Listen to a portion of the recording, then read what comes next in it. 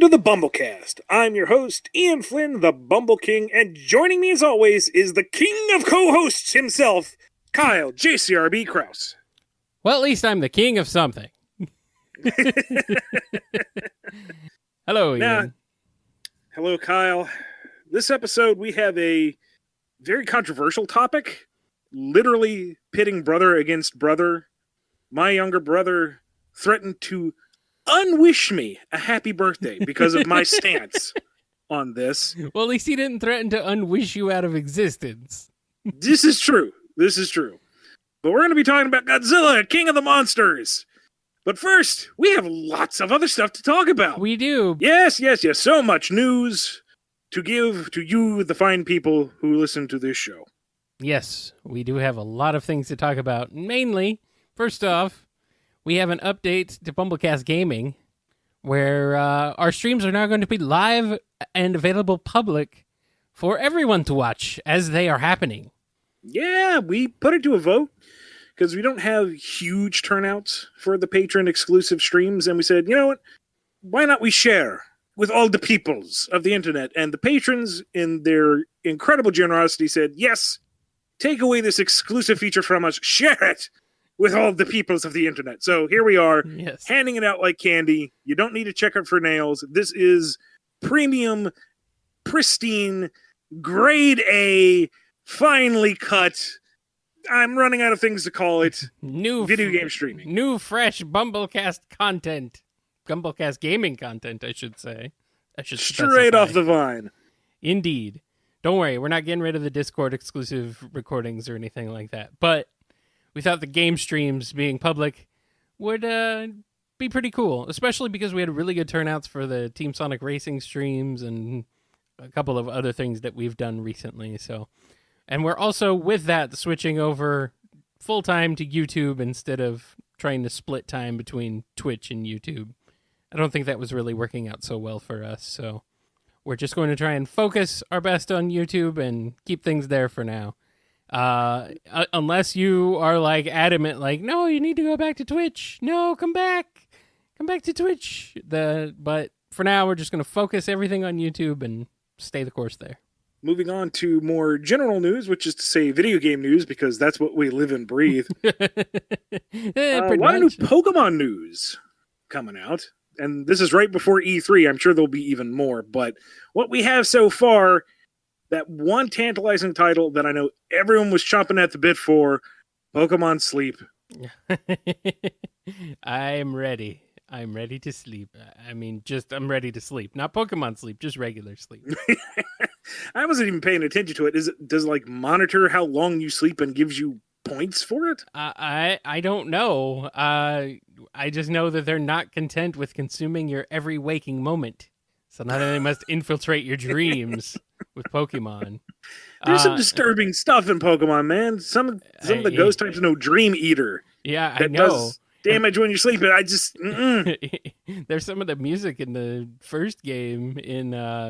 what's the name of that ghost? Lavender Town. Oh, man. I refuse to listen to that. That's some creepy stuff. I think it's kind of like you have like either you put your phone or a sensor underneath your pillow while you sleep, and if you sleep well, you get bonuses related to... It's kind of like Pokemon Go, except for sleeping instead of walking. I guess. So it keeps you... It's supposed to incentivize you to sleep well. If that's what it takes... I mean, Pokemon Go got people out. It got them socializing. It got them exploring their regions. There were countless stories of folks who had children with autism or social disorders seeing major breakthroughs for their children because of the app. So if sleep gets us to actually stop what we're doing and get healthier, fine, cool. You know what? Whatever. If it works, it works. If Pokemon Sleep can fix my sleep problems, it will be a freaking miracle. Oh, man. But in real Pokemon news, I'm sure this is more your speed than mine, but we do have actual Pokemon games coming out as well. Yeah, Sword and Shield, the next major installment to the true franchise line, coming to the Switch, which is a portable system. So it makes enough sense. And I don't know, Kyle. I'm not as jazzed on this gen as the last one, just from what we've seen so far. Did Aaliyah just call you a liar? Yeah, Lee did yell liar from the other side. Okay. It did get picked up. I thought that's what I heard. You're part of the show now, hon! I mean, so don't get me wrong. What are you lying about this time, Ian? Okay, so the designs I'm liking so far. They actually look like Pokemon. Okay. Except for the legendaries. They look dumb. They're over-designed, but whatever. The memes that have come out of them are fantastic. Yeah. I like the open world styled adventuring. That looks pretty cool.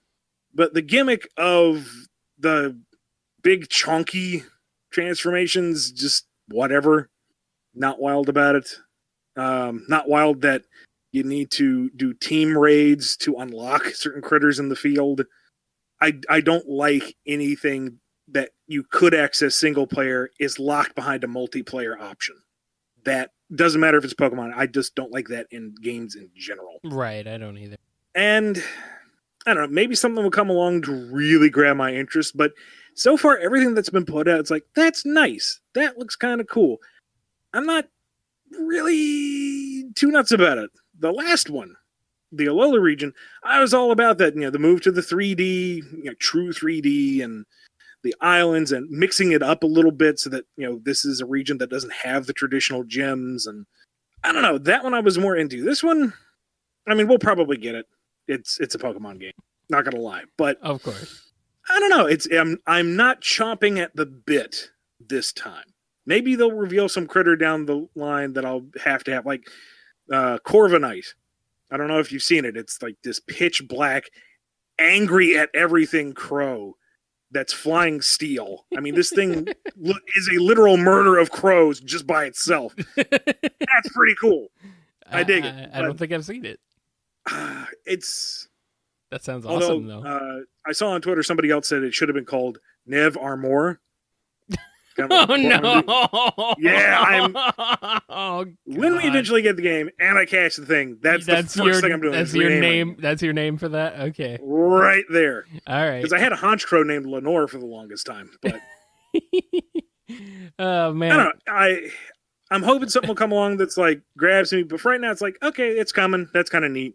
We'll see. I just hope that the female trainer specifically goes incomprehensibly Scottish. Because that would be perfect. Completely just can't understand a word she's saying.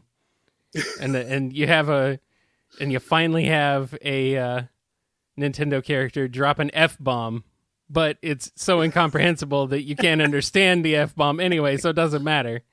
It sounds great. I'm ready for it. If that's what they do, I'm ready for it. I can't wait. Yeah, the opposing trainer has no idea what to do because he can't understand the commands being issued. Exactly. Did she just order Haggis Metrodome? What?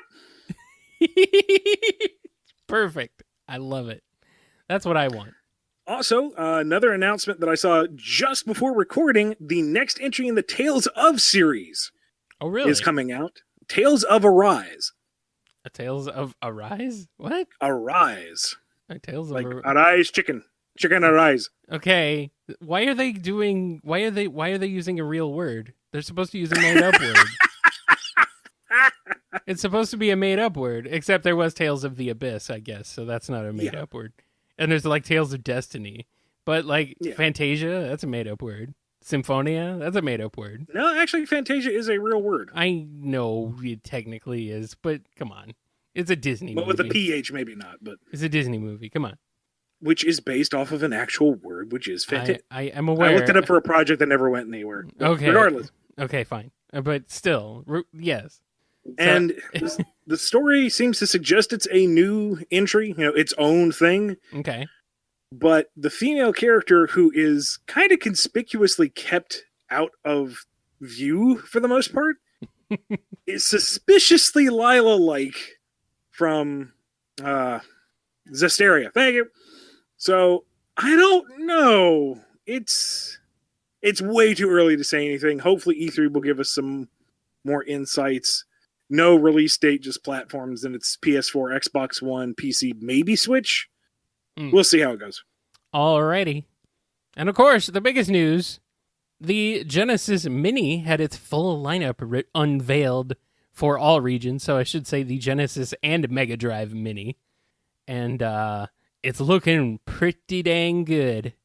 It is a robust list and with some surprising stuff. Some very nice surprises in there. I am like super excited to see some of these games that really just don't get a whole heck of a lot of love or just are not as well known as they should be. Like Alicia Dragoon or Dynamite Heady. Those two are like, unveiling those two was like, yes, finally. They actually acknowledged those two games. An English translated version of Monster Hunter or Monster World 4, not Monster Hunter World 4. That's a different game. That's a different game completely. No, Monster World 4 is pretty freaking awesome. There are a few questionable inclusions, but overall, I would say that it is an excellent lineup. You got Mega Man, the Wily Wars for one. Yeah. So, let's see, what else do we got? The Earthworm Jim is also a good one. Castlevania Bloodlines, which is freaking great. Gunstar Heroes, yes, please. I'm really surprised that Castle of Illusion and World of Illusion are in there. Yes. Because what did they have to do to get the Mickey Mouse licenses? Yeah, and that kind of surprises me. Also, I'm a little surprised that we don't have Aladdin because of the inclusion of those two. So they were clearly in some talks with Disney. That was such a good game. Aladdin is very good, yes. It's better than I remembered it when I played it recently. It's definitely a excellent platformer. And I'm really surprised that it didn't make it because it was the second best-selling Sega Genesis game in Europe and in America. Right behind Sonic 2, I want to say. So, yeah, pretty crazy that one didn't make it in. The only things really missing, I would say, is some sort of sports game representation. Something like, like even if they went for Mutant League Football, instead of going after like a licensed sports game, like an actual sports game simulation. Even something like Mutant League Football would have been a good inclusion, I think, because that game is freaking awesome. Super fun to play. But yeah, other than that, it's a very solid lineup overall. There's only like a very small handful of games where I'm like, you could probably trade that out for something else and it would be better, but can't please everybody all the time. A brand new port of the arcade classic Darius to the Genesis is also great. And a remade port of Tetris is also pretty freaking awesome. Those two bonuses are just add a little bit more to the overall package. Not that I'm knocking Tetris, because, it's kind of like the quintessential game. Sure. But Tetris is kind of ubiquitous. It's everyone... Your calculator can run Tetris. Why is this so special in terms of Tetrises? Well, it's a new port of, I believe, the arcade version, I want to say. And there was a Tetris game released on the Genesis, but it wasn't great. And this is supposed to be a major improvement, as far as I know. So, yeah, I definitely like that. I think that's why it's a bonus, too, why it's not included as part of the overall intended original package. Having those extra games in there just adds a little bit more to it, I appreciate that. The one thing I don't appreciate is the fact that they included fighting games, but they're only giving you a 3-button controller. Not a great move. I do not want to play Eternal Champions and Street Fighter 2 with a 3-button controller. And I don't want to play Virtua Fighter 2 for the Genesis at all, because that game is garbage. I don't know why they included that. That's like, of all the games on the list, that game is easily the one that could go and get replaced with something else. Yeah, but I want to say I heard somewhere that it will support 6-button USB controllers. Yes, it will. So you can swap it out. Yeah, but you have to pay more money. And the Japanese version comes with 6-button controllers, Ian. Oh, wow. It's just like the 90s all over again. Yeah, the Japanese version comes with the 6-button controllers, while in the U.S., we only get the 3-button controllers, the U.S. and Europe. Japan also gets the completely visual and not not in any form upgrade stack of the Sega CD, Sega Genesis, 32X, and Sonic and Knuckles plus Sonic 1 thing that you can attach to your Genesis Mini. It does nothing. It just turns it into the big tower of power. Tower of Sega power. It does nothing, but it looks awesome. So I can appreciate that. Although I would love some 32X games. I'm not gonna lie. I do have a soft spot for a couple of 32X games at least. Part of me sitting here going, how much would it cost to get one of those? And the other one's like, no, you have no room. Stop it. Well, it's a mini though. It's super tiny. No. I mean the Tower of Power. I mean importing that from some scalper. Oh, you mean the original Tower of Power? Or you mean the mini Tower of Power? Well, it's mini, so it's still small. You still get it. You don't understand how much no space. I do. I do know how much no space you have, actually. But still, you can stuff it in a corner, so fine. Put it on the balcony. You have a nice showpiece out there. Anyway. All right. Well, I think that's enough beating around the bush. Shall we get to the actual topic at hand? The topic of this episode?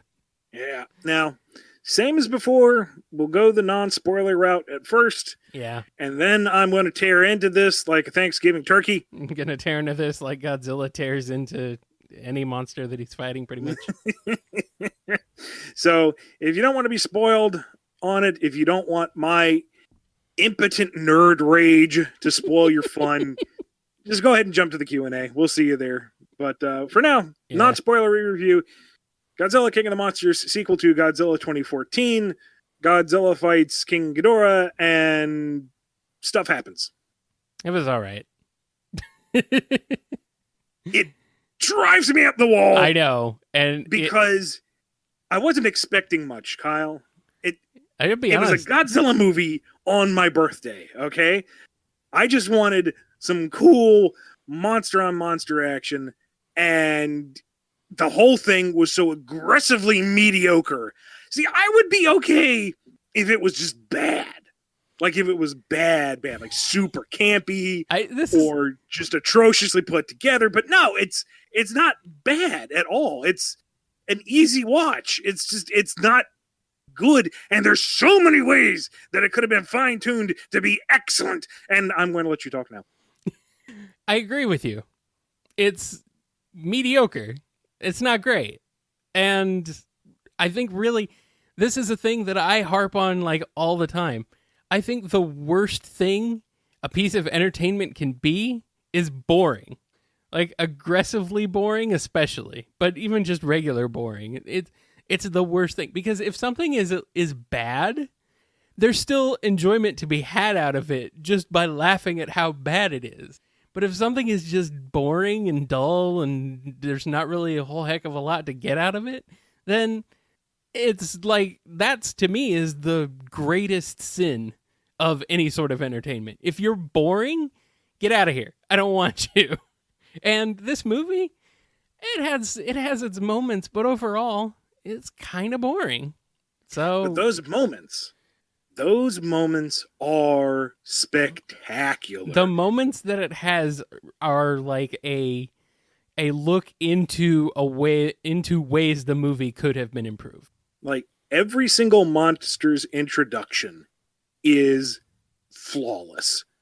The understated first appearance of Godzilla, the way that Ghidorah is revealed, the way Mothra is introduced both times, and if you're any passing fan of Godzilla, you know exactly what I mean. Right. Rodan's entrance on the scene, the other kaiju, every single one of them showing up, you're like, this is awesome. This is why I am paying money to sit here and watch the big TV. Mwah! Loved it. Great. And I'll even go so far as to say that the first fight that we see of Godzilla, the first round we get of Godzilla versus Ghidorah, great. For the most part. Yeah. It has its problems. It's good overall, okay?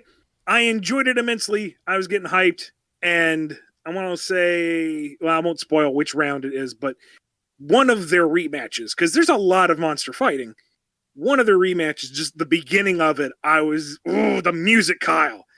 Well, they threw in the old theme, and I'm getting all pumped, and it's like, yeah, here we go. The music is the highlight of this movie. Oh, the music is great. Yeah, the music is great. Yeah, the way the usage of the theme accompanying the visual of Godzilla just made my neck hairs stand on end, like all tingly. Like, it was perfect. That was great.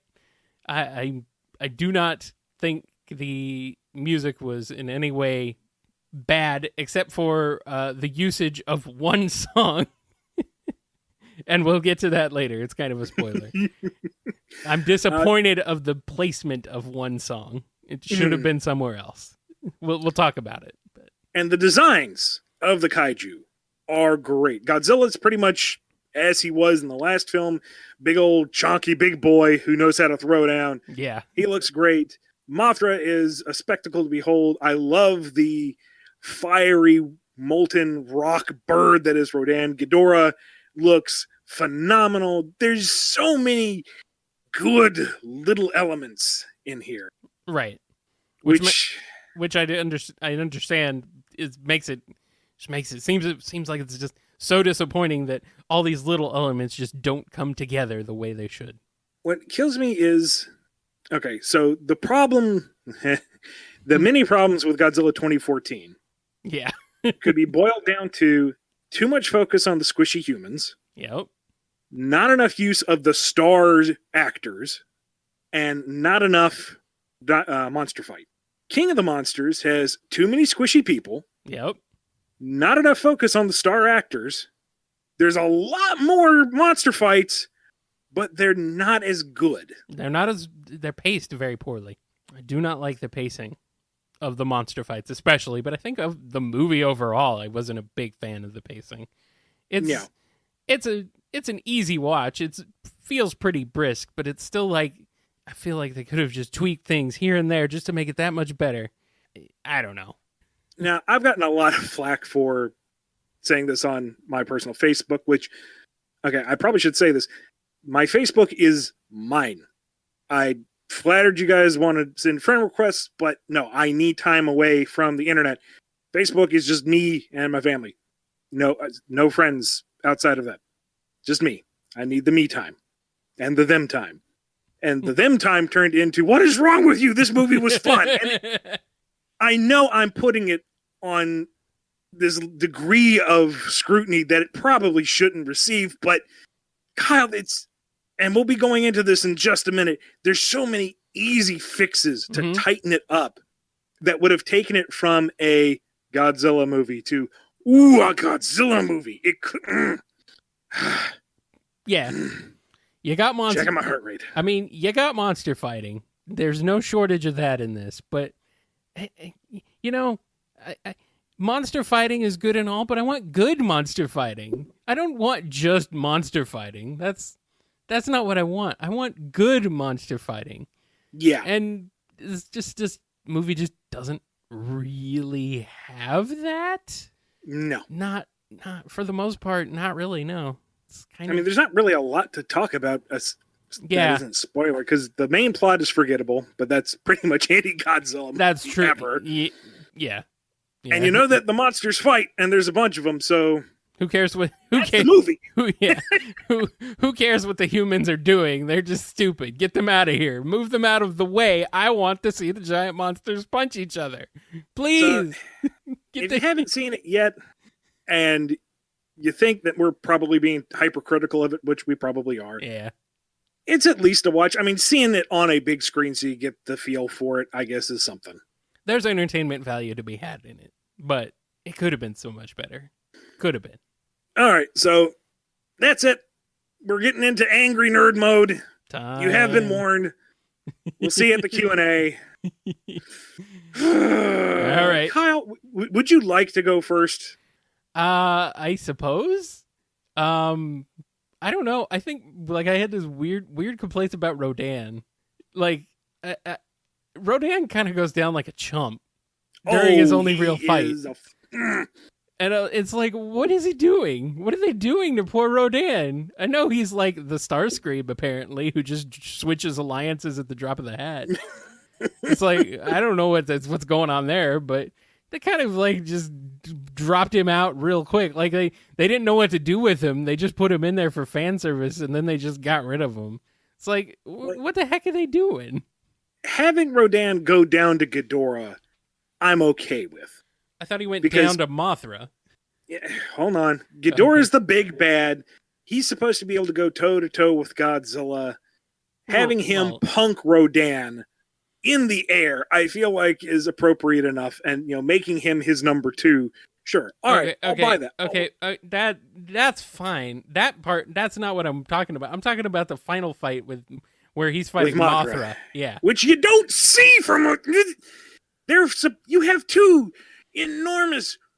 iconic kaiju, big winged things flying over a city, and the most we see of them is kind of flitting off the top of the screen while the stupid people are yelling in the Humvee, and the soldier we don't care about is bleeding out, and they're looking for the child who we don't care about. They already found the literal plot device. Show me the bird fighting the giant butterfly.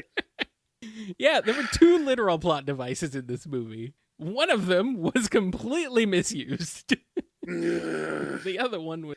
I mean, Mothra was... You want to talk about misused? Mothra yes. was misused. Mothra. She looked gorgeous, but she did nothing. She's somehow hovering in place, creating a waypoint beacon so you can get to the quest marker that is Godzilla, and then goes away, and then shows up very briefly to tag team on Ghidorah, and I'm like, yeah, all right, this is where we're going. Okay, here's my main beef. One of my main beefs. I have beefs. I have a butchery here, Kyle. Okay. One of the major complaints here is this is King of the Monsters. They say there's 17 kaiju in the world, and I imagine they don't have the budget to show them all. Sure. But you have Rodan and Mothra and Godzilla and Ghidorah all together in one arena, and they don't fight each other. No. You have Rodan as Ghidorah's second in command here, his Starscream, his kind of go-to boy, and he doesn't go after Godzilla at all. He only shows up to run interference on Mothra, and then we don't even see the fight until Mothra gets in a flesh wound, and Rodan's like, oh, no, I'm out. Boo. Yeah. Rodan Mothra just goes down use like... the Gale Force winds, doesn't use any of the powder attack, except maybe her ashes reinvigorate Godzilla. It's not really clear. No sonic screaming, just this random singer that she now has, and... Yeah, Mothra was like, what are they doing? They're not doing anything with Mothra. Why? Mothra is awesome. I love Mothra, but horribly, horribly misused. And more to the point of the fights, like in Godzilla 2014, that glorious 20-minute segment where we actually got what we wanted. That was such a perfect Godzilla film if you just looked at that bit. Because you had the scale of the monsters. Godzilla is walking between buildings. He feels heavy. There's a particular shot where the flying Muto comes at him, and it looks like almost like a prop on wires, the way that they have animated it. So it has that sense of the old school films. Right. But because it's got the, realism to the CG, it's almost eerie the way it flies in. And the fights themselves are interesting. One of the most satisfying moments is when the Muto's flying in on Godzilla, and he just has that snort of, all right, you've been a pain in my ass this entire movie. Tail whip into a building. Oh, it was satisfying. When he finally overpowers the Mama Muto and holds the head open, and the spines are charging up, and he blasts that beam straight down her gullet. Such a visceral, powerful, cathartic moment. It's like, yeah, kill that thing, Godzilla. I wholesale endorse the murder of this creature. Give me more. And when that movie ended, I was like, okay, great. They know what to do with the monster fights. The next movie, they're going to get it perfect. And then this film comes along, and the monsters are too fluid. There's no weight to them for the most part. They're almost bouncy the way they move around. And since most of the scenes take place in a storm or in smoke or in clouds or in a completely leveled urban environment, there's no sense of scale. Yeah. And there's no sense. In the opening fight when they're in the Arctic and they're playing kickball with the stupid airplane and all the people inside are going boing, boing, boing, boing, boing. Even that, it's such a low camera angle. All you're seeing is Godzilla's ankle. You don't really get a sense of the size. that one shot when they're in Baltimore and Godzilla's charging between the buildings with the fighter planes coming in to help, and Ghidorah is doing that kind of weird neck zoomy thing, and they're charging through the buildings. That was dead on. That was the movie that I wanted, and we only get snapshots of it here and there. Most of it is these really up close, tight shots where you can't tell where half the action is, or they're just shoving each other into buildings. And here's another one of my complaints. They used self-sacrifice to save Godzilla plot point 3 times in an hour. 3 times! With 3 different creatures sacrificing themselves. Because you've got, what's his name? Watanabe, yes. Watanabe. I was thinking of the character's name. We don't care about that. It doesn't matter. Yeah. Ken Watanabe sacrificing himself to reinvigorate Godzilla with a nuke. You have Mothra sacrificing herself to repower Godzilla again?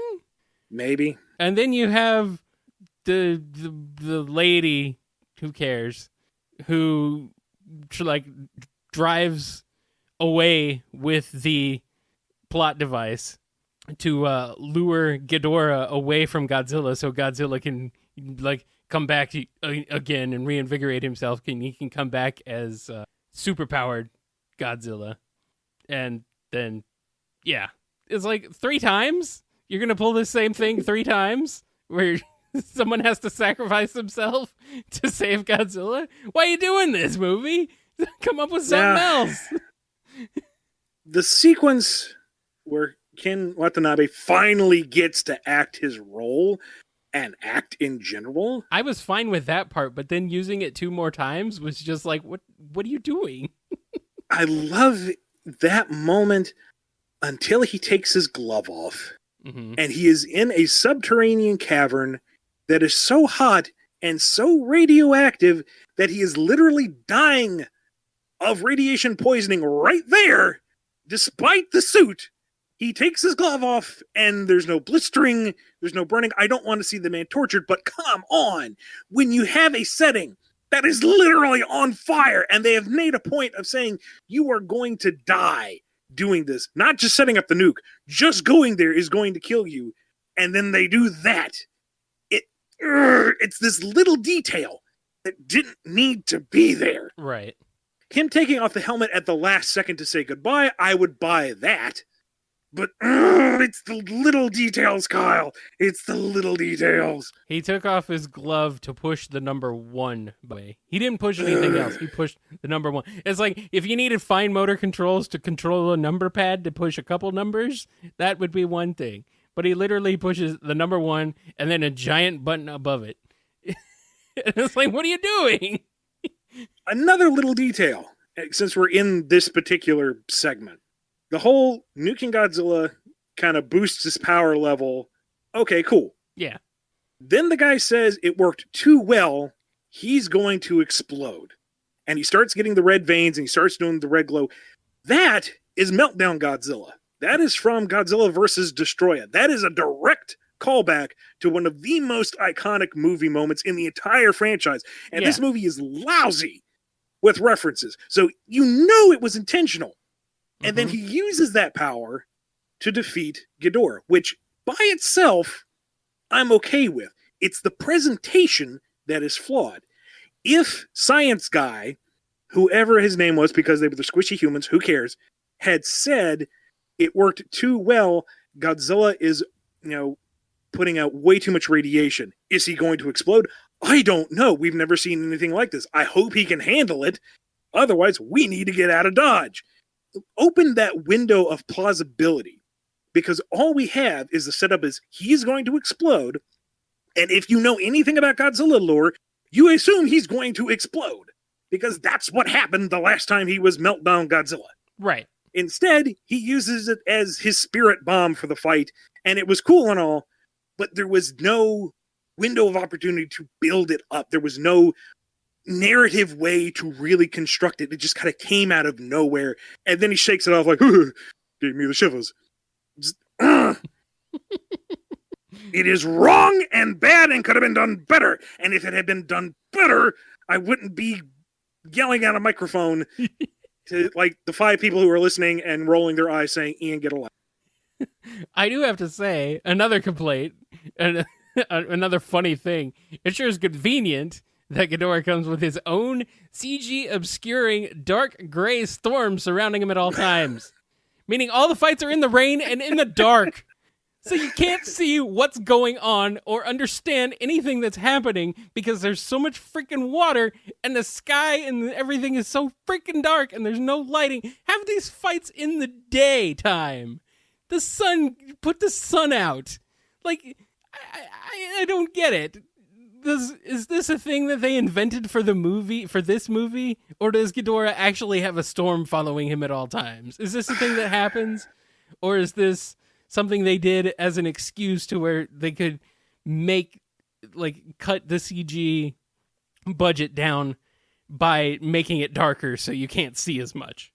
I meant to research this. I don't remember off the top of my head. I want to say I don't remember that either. it's mentioned in one film at least, but there's been a number of different Ghidorah films. And yeah.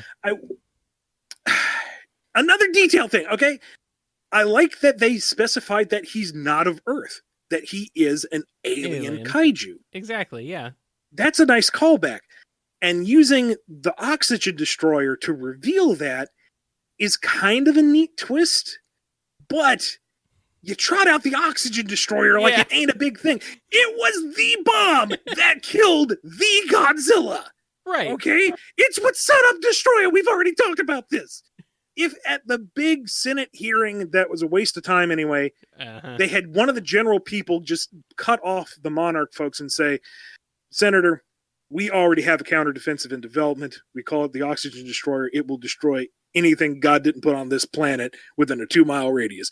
That one line at the beginning of the film tells you, okay, they have it. Instead of, we're in the middle of an action sequence. Oh, and by the way, General, someone who doesn't really want to be on camera, we launched a missile at you. We're kind of pulling an Avengers here. Oh, like Tony Stark's going to fly in and put it through a wormhole. It's just going to blow up a bunch of fish. I thought It's basic storytelling, Kyle. You put the gun on the mantle in the first act so it can go off by the third.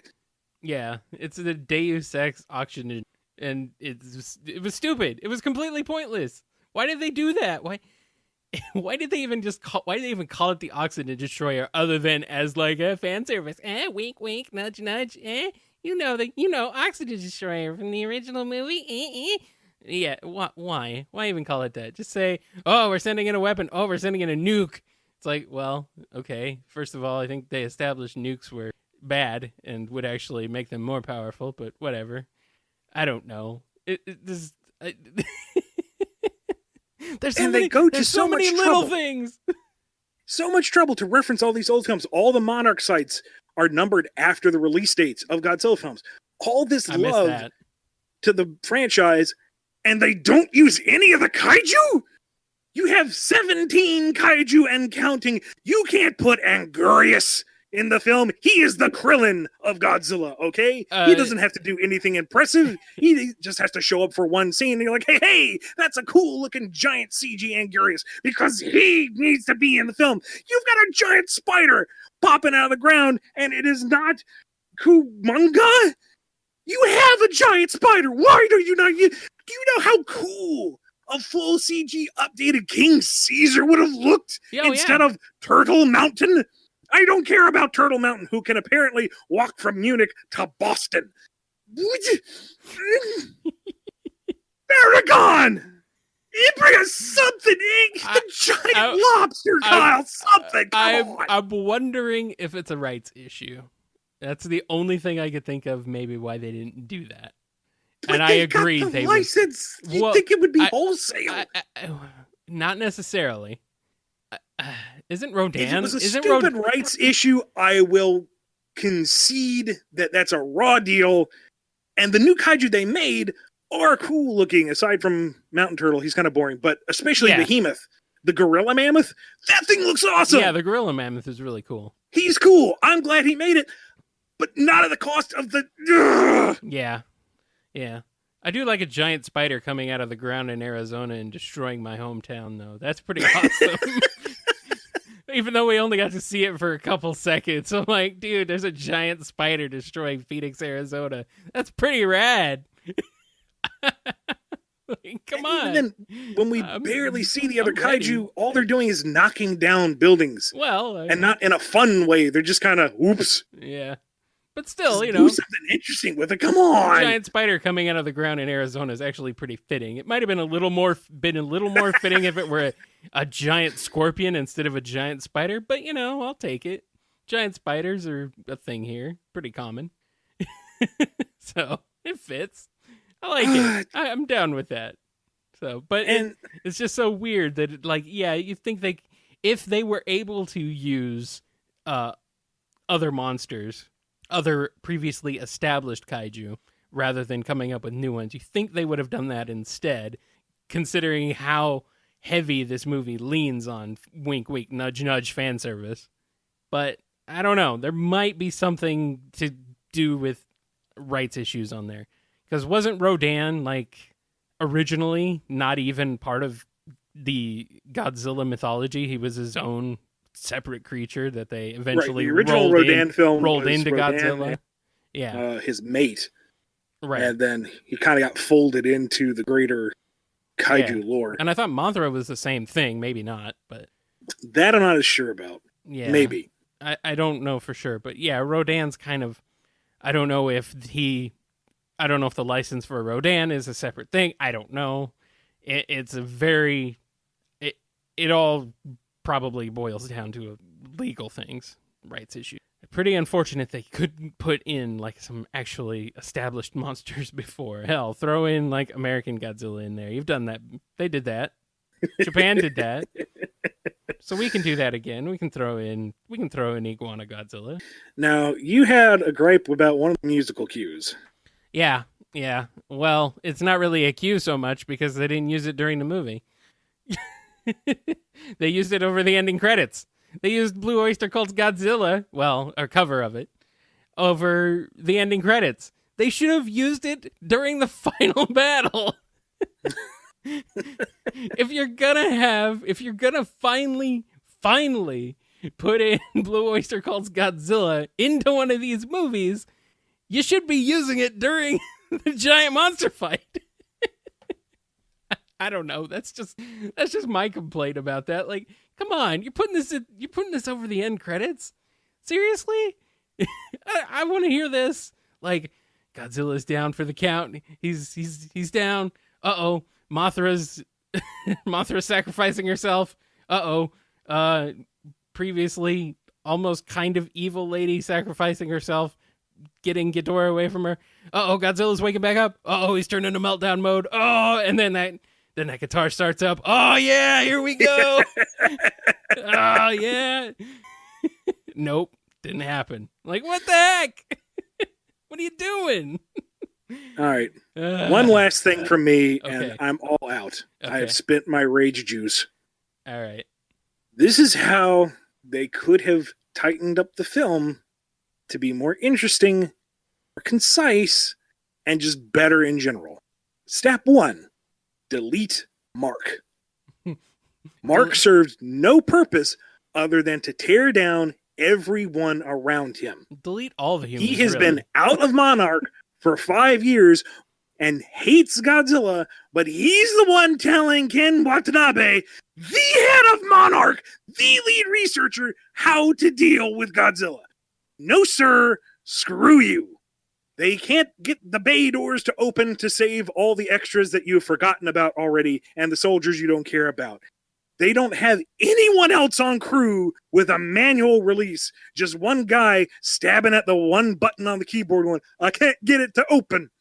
No, absolutely not. He did nothing for the story. He was not relatable. He served no purpose other than to drag everything down. So Mark, he's gone. We open with Dr. Bad Bomb and the daughter in San Francisco during the previous film, because that was a great opening. That's a fantastic opening. And have her calling for her son and dead husband. They don't respond. We assume they're dead. We flash forward. She's in the Chinese base thinking back on it. All right, cool. We set up that she has personal experience and loss from Godzilla. Lovely. Then we've got the daughter on the laptop, and she's talking to Watanabe because he's the main guy of Monarch, damn it. And that establishes that they're also part of Monarch. Okay, cool. There's a little bit of intrigue there. Things proceed pretty much as the film had. She's got the plot device. She's trying to see if she can control larval Mothra. Doesn't go quite right. She gets it to work. Huzzah. And then Lieutenant Lannister, because that's the only reason they cast him, is just to be a snarky version of Tywin Lannister. They come in, they shoot all the researchers, and you're like, oh no, the bad guys have the ladies. Okay, that's cool. That's a nice cold open. Then we go to the Senate scene, and you've got the gangly bearded guy who says that he's new to the... So he is the audience's vehicle into the workings of Monarch because he has to ask questions. He has to figure out the hierarchy, and through him, we learn what's going on. During the briefing, we have one of the generals say, we've developed the oxygen destroyer. Surprise! Haha! Gun is on the mantelpiece! And then, oh no, a research center was taken over by the bad guys. We have to leave the hearing and get stuff done. Cool.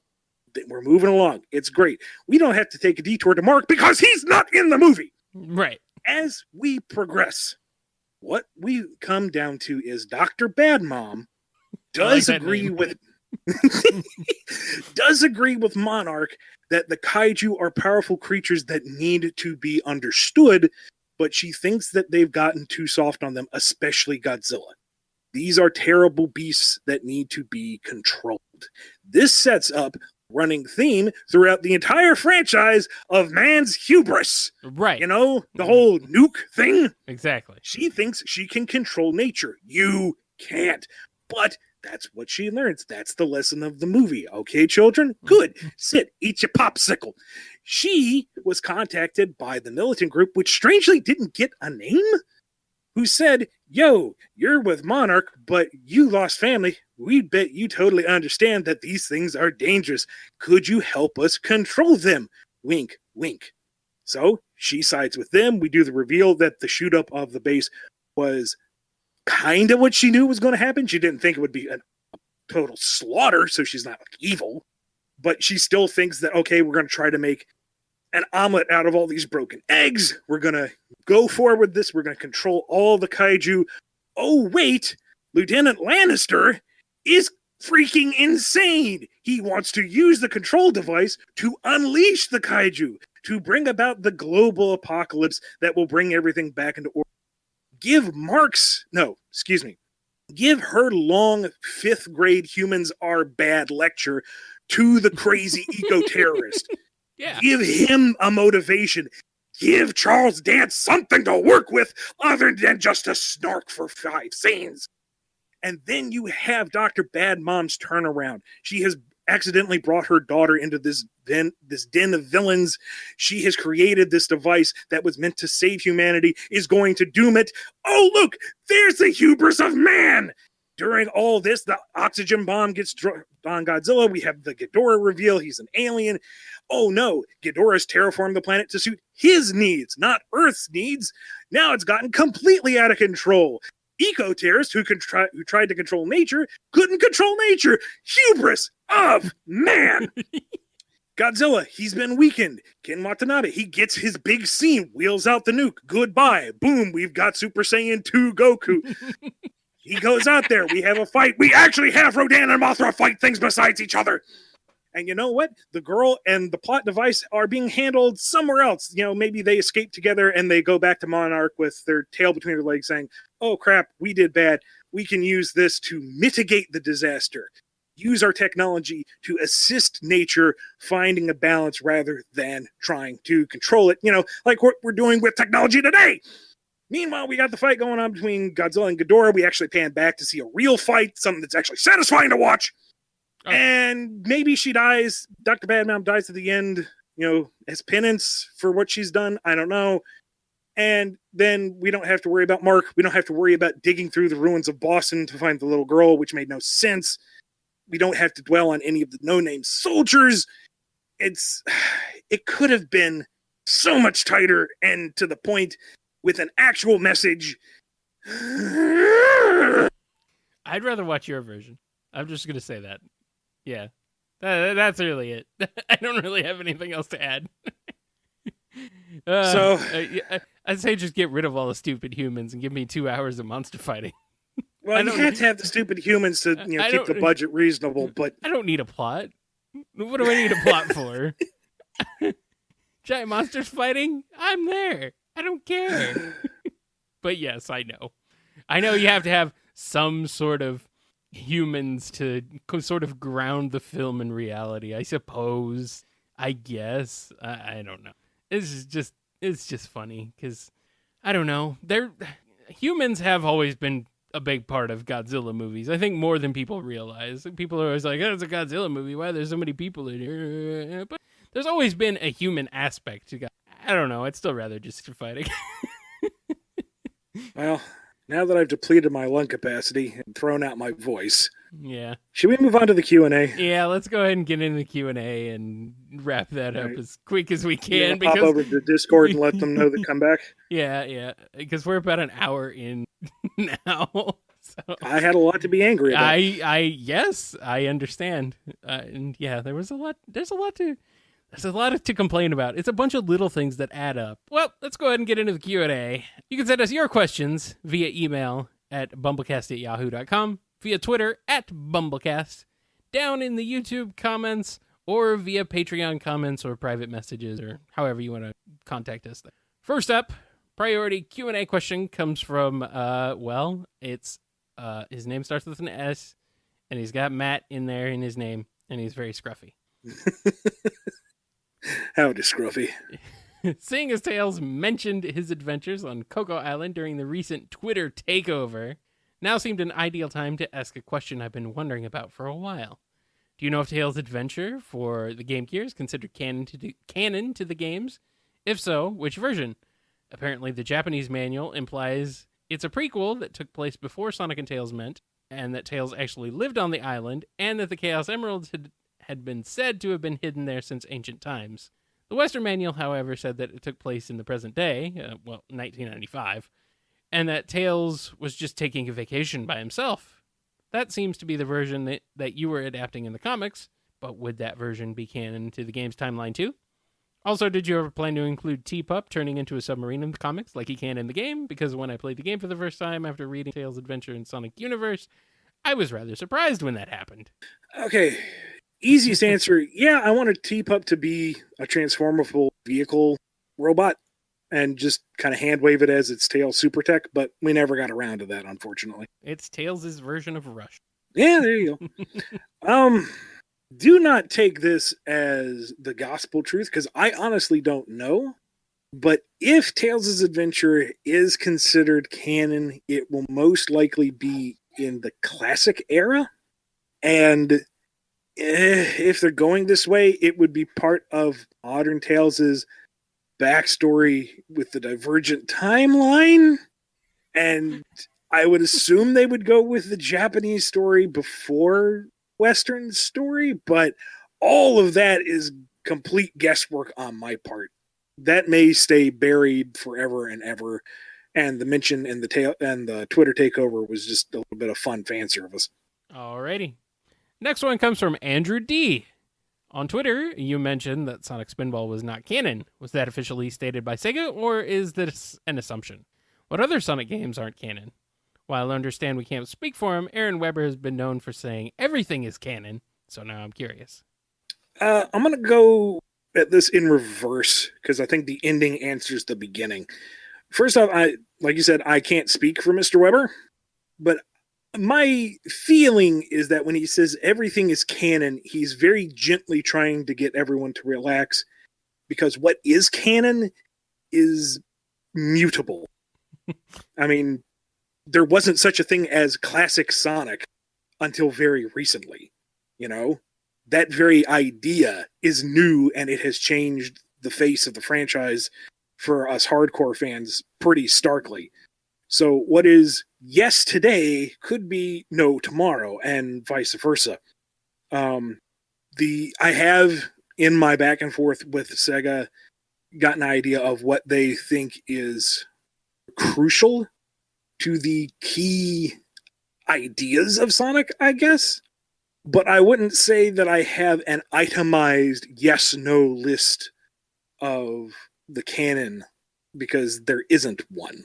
It's kind of just being formed and reformed as things go on. It's kind of like the Zelda timeline. Oh, sure, there was always a timeline, and here it is now. Just kind of made that up on the fly. Who are we kidding? Of course. These long-running franchises, we want to think that there's this beautiful line that connects everything and makes it all make sense. But in the beginning, they were just trying to make a game that sold, They may have had a vision, they may have been passionate about it, but, Mario, Zelda, Star Fox, Sonic, doesn't matter. They were trying to make what would work now. And here we are 25 plus years later, and it's like, oh, this is now a legacy. Not everything is going to fit neatly in retrospect. Right. They didn't necessarily come up with a 10-year plan like Marvel did for the Marvel Cinematic Universe. Yeah, and even still botched that in a few places. But even then, that 10-year plan is a very, very new concept in terms of mass media. Right, absolutely. All right. Let's go on to our next question from Arryn. If you didn't go into comics, what would you have done? I don't know. Because I wanted to get into comics. I got into comics, and I've been doing it ever since. I've had side jobs here and there, but that was only to make a little extra scratch. It was nothing that I was passionate about. I briefly pursued a teaching degree, but learned very quickly that I did not have the temperament for it. Not that I couldn't stand the children. I love kids of all ages. I like being a teacher. I couldn't stand the parents. Oh, yeah. If you have a small child throwing a tantrum, that is a moment to teach. If you have an adolescent who's being a problem, that is a time to teach and to guide. When you have a parent that is being a problem, that becomes assault. And I really don't want to go to jail. So I have zero patience for grown folks who ought to know better behaving worse than and corrupting their children. And I knew that that is not the fostering mindset to bring into a teaching zone. So I figured I'm not going to be a good teacher, and I've had a lot of bad teachers. I don't want to be somebody's bad teacher. So that's when my career fell in my lap, and I haven't looked back since. Yeah. I think like the worst thing about kids is their parents in a lot of ways. Some of the more obnoxious things about kids are their parents. So yeah, I understand. All right, that's it for the priority Q&A for this episode of the BumbleKast. Let's move on into the standard Q&A. First one comes from BlueStreak. Do you think it will ever be possible to see merchandise based on the IDW comic books? I'd love to see figures, t-shirts, and plushes made. As of today, I learned that there's 2 more t-shirts coming to the Sega store or through Sega at some point using covers done by Adam Bryce Thomas. Oh, nice. And apparently, in the neckline, where the size and everything is, it says something like the comic series of merchandise or apparel or something like that, implying that there will be more comic tie-in stuff down the line. Maybe? Sweet. So that's encouraging.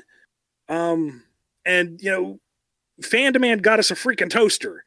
So if you want to see comic stuff get merchandised, then tell them. Go to the live stream, email them directly, tell them on Twitter and whatnot, because they literally listen.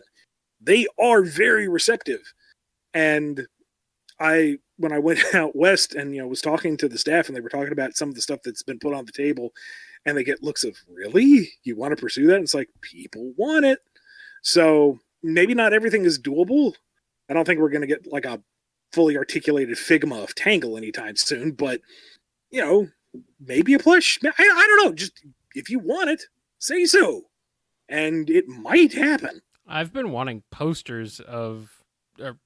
versions of comic covers for forever, back in Archie days. So I would hope that they would do that, because otherwise they're just kind of leaving money on the table, because freaking poster versions of some of these covers, no logos or anything, just have them nice and clean, looking really sharp. I'd throw one of those up on my wall at a second's notice. Come on, Sega, get on it. Or IDW or whoever. Do it. Do it now. All right. Next question comes from Anonymous. This was one in a series of questions that we got via email for quite a while. You've mentioned this on Twitter for Ian. At least a dozen, I think. Yeah. I think it was like 15, including a recent one. This one comes from Anonymous. I understand that you take part in creating a show called Sonic Underground. I saw this show a couple times as a kid, but the fact that it was canceled and left unresolved leaves me completely heartbroken, and it drives me crazy not knowing how it could end. I'm not asking you to restart the series, but just to finish off from the first series. Thank you. Okay. Anonymous, I'm going to have to ask that you do a tiny bit of research before you come to us with questions, because a lot of this could have been answered and you could have saved yourself a lot of time. I was in high school when Sonic Underground was being produced. I had no involvement with Sonic Underground. I think your confusion comes from the title Sonic Universe, which is a now defunct sister book to the old Sonic series, where for the anniversary issue, we were going to do a one-shot special that would tell a story that would be kind of a conclusion to Sonic Underground. And as I've said frequently, what is yesterday could be no tomorrow, and we had to very quickly change plans. So I will eventually detail what my thoughts were for that issue in Lost Hedgehog Tales, but it was not an official end to the series. It was just my conjecture. And I have no control whatsoever over Sonic Underground. It ran for one complete season, and that's it. That's all there is to it. There was no cliffhanger ending. It was just unresolved. It was produced by Deke, who no longer exists. Yeah.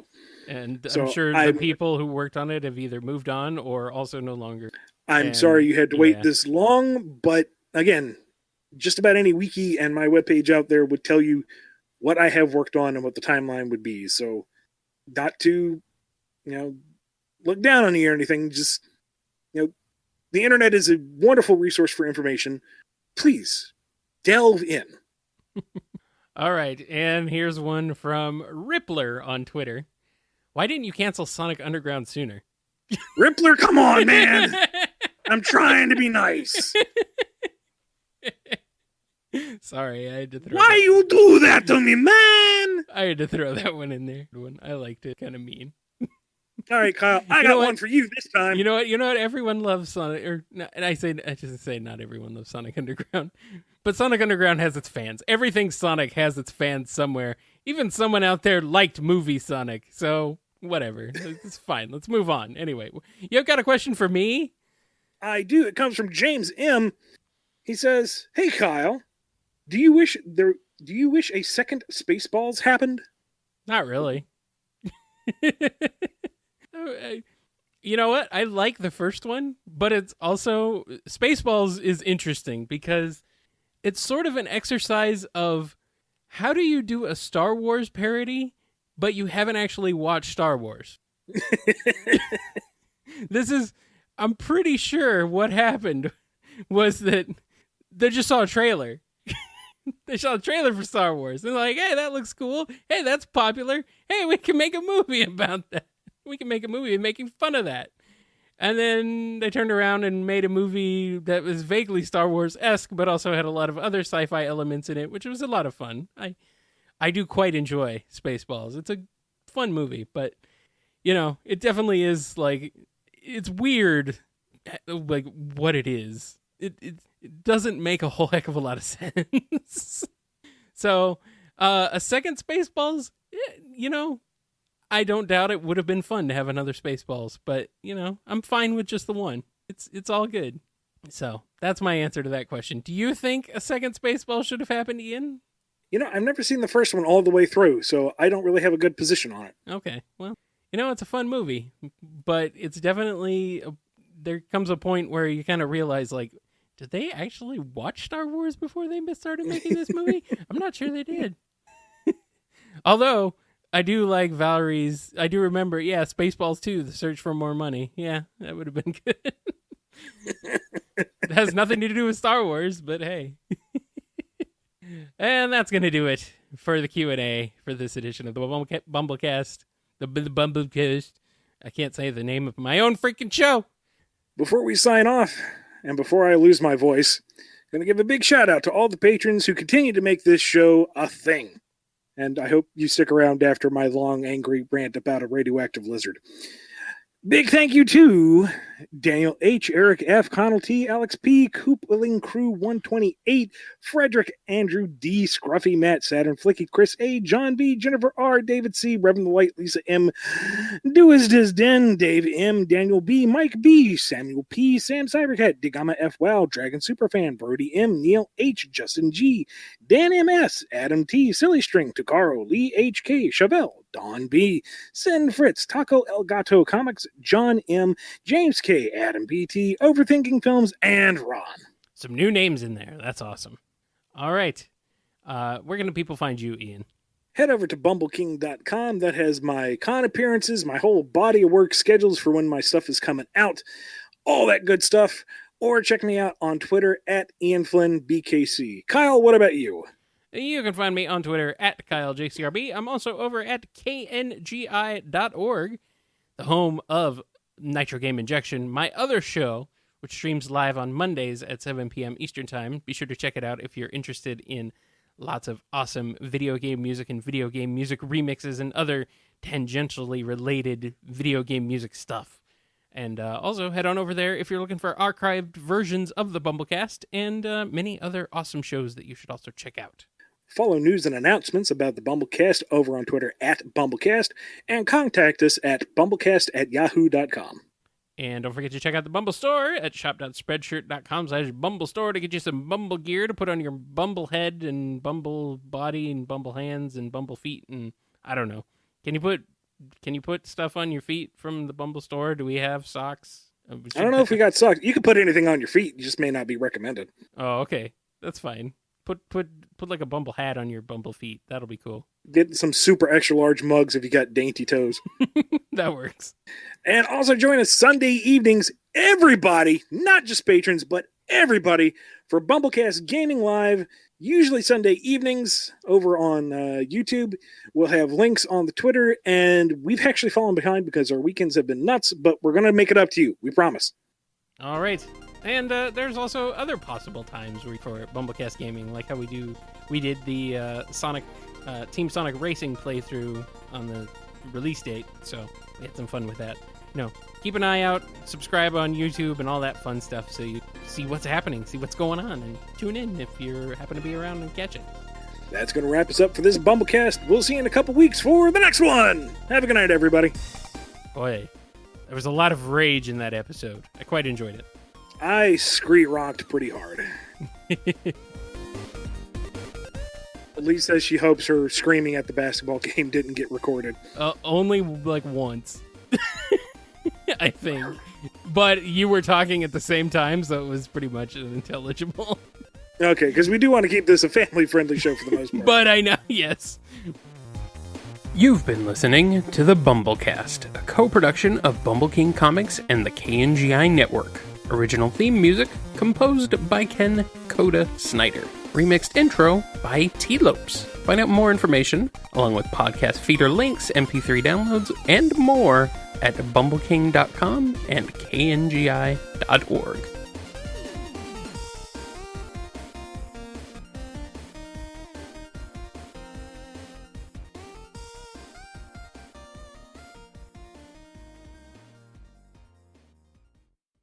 What inspired a scene where Dr. Eggman poured that Zombot virus all over the city? Was it inspired by that Eggman pisses on the moon meme? The what? I don't know. Apparently, it's a meme. I beg your pardon? So I'm guessing the answer is no. No. Okay. What? No. Okay. My apologies to Anonymous. Don't go on the internet. It is full of horrible things. What? Yeah. No, what?